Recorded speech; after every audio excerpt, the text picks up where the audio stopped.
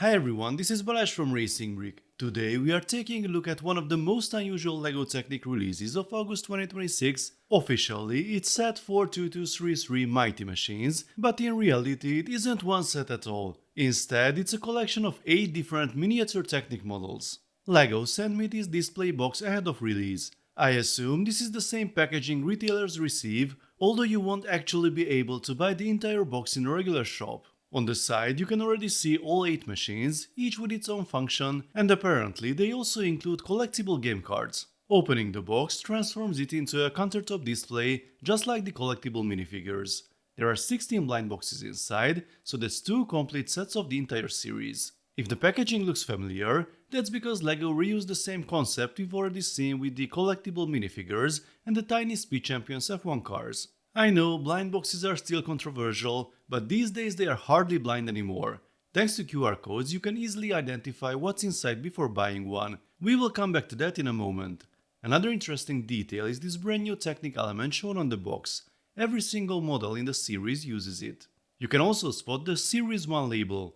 Interestingly, that doesn't appear on LEGO's product page, but it certainly suggests this won't be the last collection of mini Technic machines. The recommended retail price is €5 or dollars per box. That may sound a bit steep for around 40 Technic pieces, but in practice most retailers will probably sell them somewhere between 3 and €4. The series launches on the 1st of August, and you will find the official product link in the description below. Before opening them, I separated the blind boxes using the QR codes. The easiest way was simply arranging them the same way they appear on the box. RacingBrick has already published an excellent guide explaining the QR codes, so I will link that article below. Once these are officially available, I'm sure the usual minifigure scanning apps will support them as well. Now let's see what's inside. Each box contains a game card, the instructions and the parts. The cards are actually quite nice. One side lists the machine specifications, while the other forms a printed road surface. The instructions follow the familiar style used for polybags and other small Technic builds. There's also a QR code leading to the game rules, although unfortunately the website wasn't live when I recorded this review. Before building anything, let's take a look at the new parts. This is the brand new element designed specifically for this series, and every model uses it in a different way. The second pair of pieces is also fairly new, although they already appeared in the updated DOMS charger. Yes, I already have that one built and the review is coming soon. Let's start with the excavator. It may be tiny, and the trucks are mostly symbolic, but it actually has a functional boom and bucket. You need both hands to operate it, and it's surprisingly satisfying to see how much movement LEGO managed to squeeze out of so few parts. Next comes the wheel loader. This one uses a worm gear operated by the red connector at the rear to lift the bucket. Since the model is so light, you will need to hold it with your other hand, but the mechanism works well. The bucket also pivots freely, which some people might see as a drawback, while others will probably consider it another play feature. The third model is the mobile crane. This one feels surprisingly substantial thanks to the full-length 9-module beam used as the boom. Like the other models, it uses several clever half-module connections, but mechanically it's probably one of the simpler builds. The linkage raises the boom and that's about it.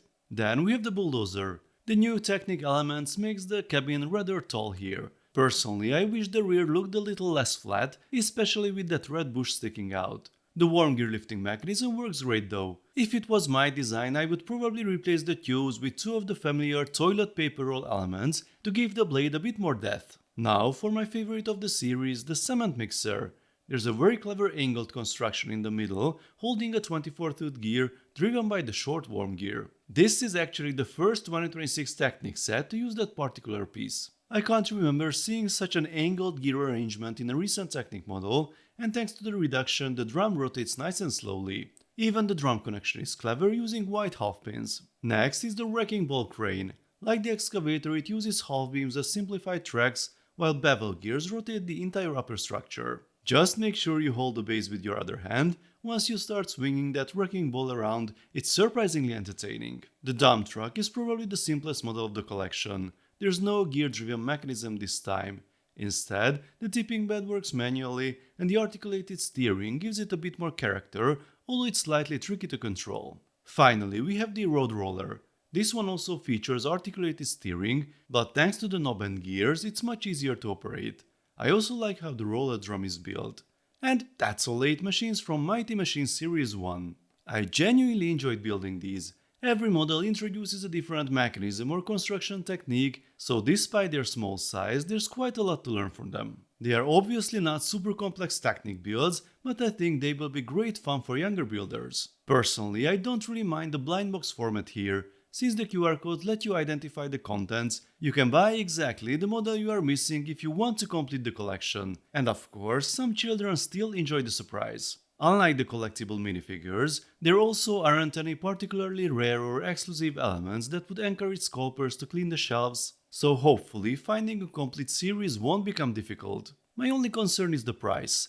Yes, €5 or dollars matches today's collectible minifigure pricing, but compared to this year's Technic polybags, which offered significantly more pieces for €4 or $5, these probably should have launched at €4 or perhaps even 3. I'm also curious to see whether the card game adds much value. The online instructions weren't available while making this review, so here are all the cards from both sides.